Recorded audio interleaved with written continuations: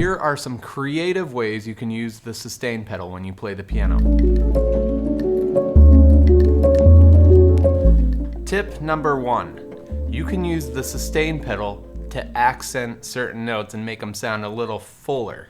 Just a little boom, you know, when you hit a heavy chord.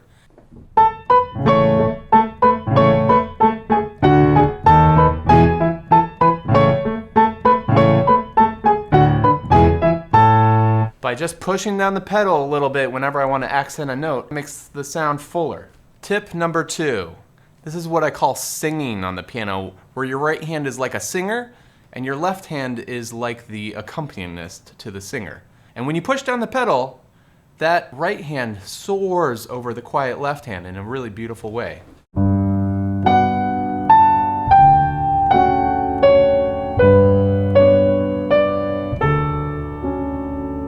Tip number 3. This is very related. When you have a quiet left hand, you can actually not lift your pedal. I call this intentional not lifting the pedal. As in, the chords are changing, but you keep the pedal down as that quiet left hand just kind of carries out and the notes are fading on their own naturally.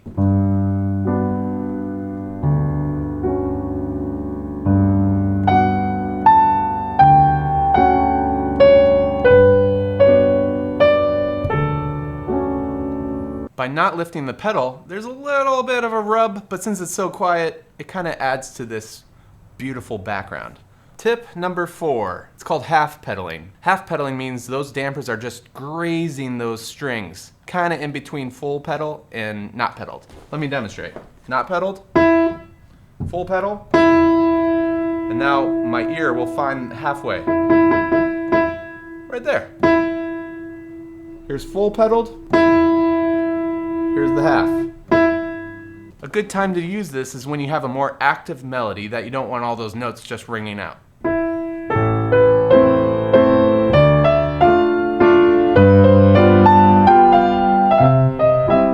Tip number 5 is called flutter pedaling.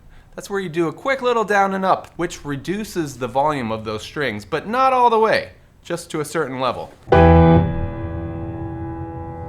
Just a little bit of the sound carries through, and it's a little different than the full stop. Tip number 6 is called rhythmic pedaling. Just tap our sustain pedal to the beat. Let me demonstrate.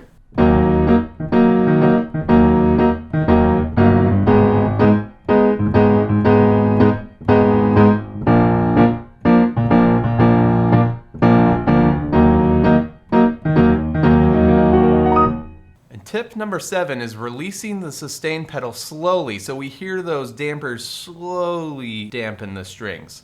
This works really well as the final chord of a song.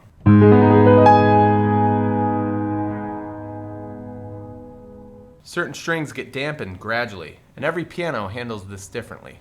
My final advice is to use your ears to listen to what that pedal is doing. Every piano and pedal is different. So you have to figure out where do those dampers come and touch the strings. And that's the area where all the magic is.